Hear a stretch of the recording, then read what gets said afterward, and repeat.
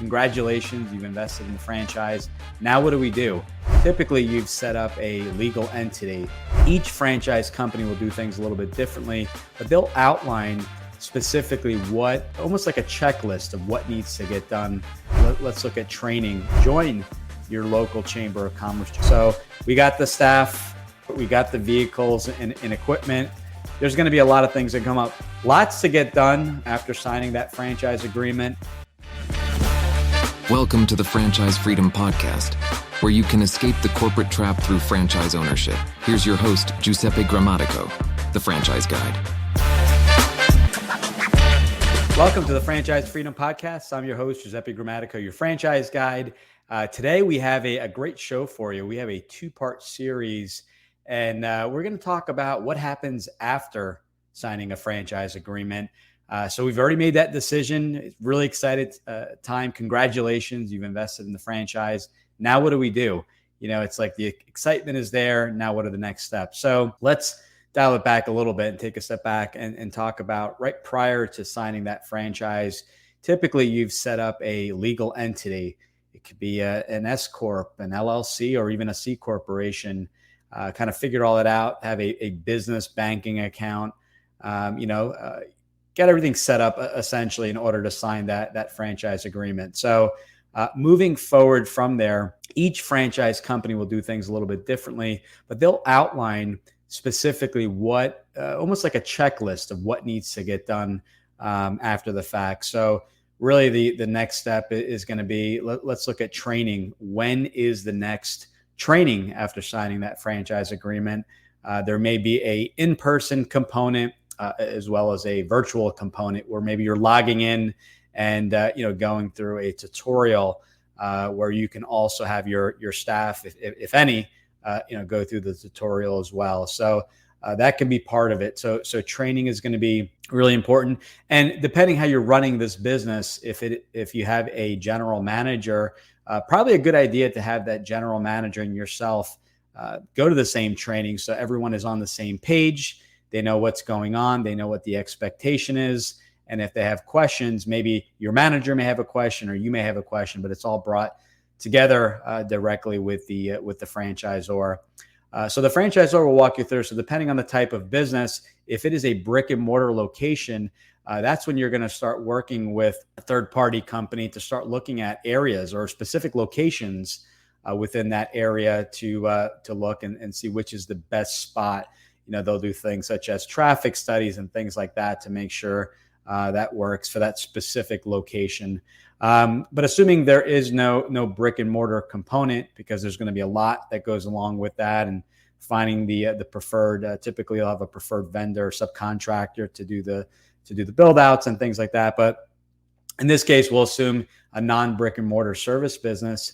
You're going to look at hiring that general manager. Some companies, some franchise companies, and there's a handful, will be a little bit more proactive. Maybe they'll have a department that will help you find that staff.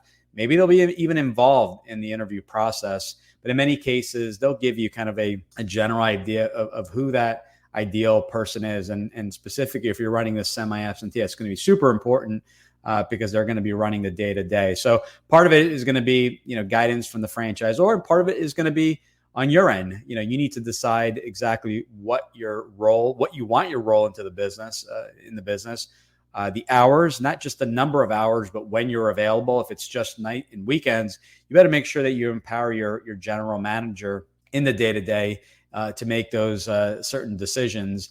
And maybe certain decisions are completely on you, and you have to okay them, approve them. Maybe if it means an investment in the business of more than $10,000, purchasing or leasing of a vehicle, that kind of deal. That's when you're involved. But empowering that general manager is going to be key. And again, part of that is going to training together. But you may not have a manager, but you may have staff. So staffing is going to be key. And one recommendation I make to everyone is join your local chamber of commerce. Join a handful of chamber of commerce. Maybe you join 3, 4, even 5. These are they're going to have meetings with other business owners to discuss their businesses, how you can work together. You'll be shocked. I remember when I had joined my local chamber, you threw an idea out there that you were looking for staff, and oh yeah, I have a family member or a friend or whatever the case may be, you'll be shocked at how helpful they can be. And not only that, they're able to assist and just say, hey, we can recommend a payroll company, but that's also going to be part. How you're going to pay your staff, payroll companies, that's going to be part of it. Franchisor may have a preferred vendor or recommendation, or you may have that option just to go with a local company or national company to handle your payroll. So these are all kind of things to consider. They're going to be things like insurance. Franchisor will list kind of requirements of what is needed for the business. There are items such as health insurance. Again, you may have a preferred vendor, health insurance. They may have a group policy in place, or you can go out and get your own health insurance. For myself, I had used for my current business, my spouse's insurance. So you're able to do that as well. So, you need to figure out if you're going to offer health insurance out the gate.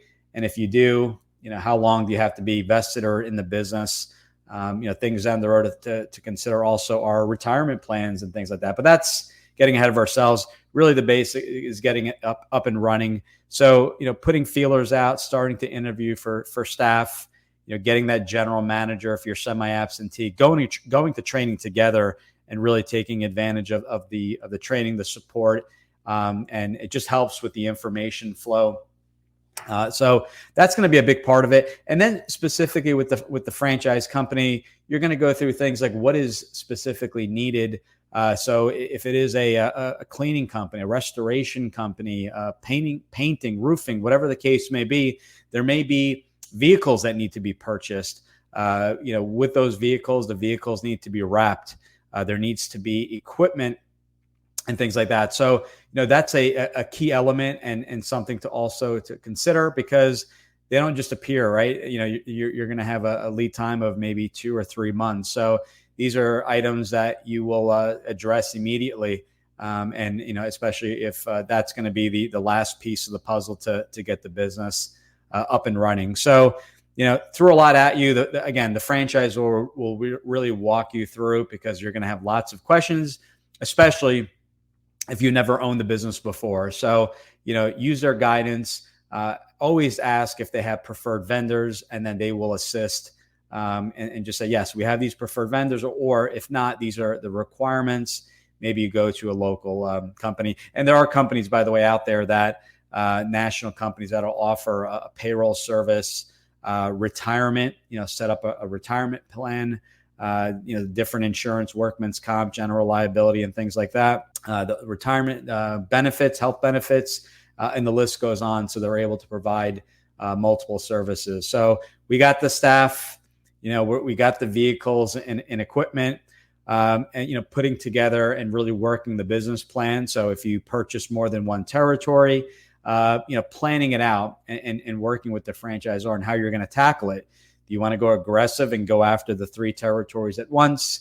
Do you want to go after each territory, just say you had invested in 3, one at a time, and kind of develop them over time every 6 months or so? So that needs to be part of the plan. So there's going to be a lot of things that come up, certain requirements in certain states. So if you're in a business that requires a contractor's license or special licensing, right? For example, I use the example restoration because it touches on multiple areas, but you may need certain requirements for the insurance to remove mold, the green mold, black mold, things like that. So you may need certain licensing requirements, and each state is different. So really working with your state in order to figure all that out. So lots to get done, after signing that franchise agreement. Funding will all be kind of taken care of. You may have, future SBA funds coming in.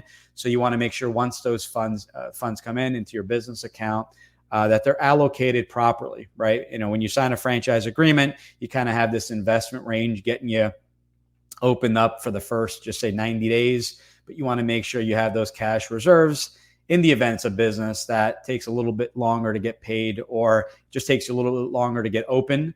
Right? We want to make sure that when we're doing all this, we're gathering this data ahead of time, how quickly you can get open, when are the next trainings, because and you have to be available. So I always say prior to signing, I outline everything. You don't have to have everything figured out. You don't have to have the exact role of the general manager and things like that, but just have a good understanding of kind of a time frame and plan it out accordingly. And part of that planning process is personal. If you have a vacation coming up, maybe a good idea to get that vacation in and start fresh in the business. You don't want to start and kind of, leave the business, in assuming that, you can rearrange things. So lots of things to consider.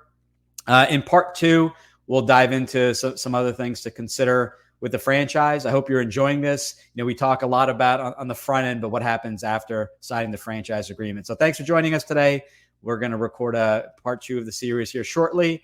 Thanks for joining us. And again, we appreciate your feedback. This was a question that I had received from a family I'm working with right now that's looking to invest in a franchise. And I said, this is the perfect time to record the show. Thanks, everyone. Take care. Thanks for tuning in. If you want to learn how to make the transition from corporate to owning your franchise, join Giuseppe on the next episode. You can also follow on all social media platforms and achieve financial and time freedom today.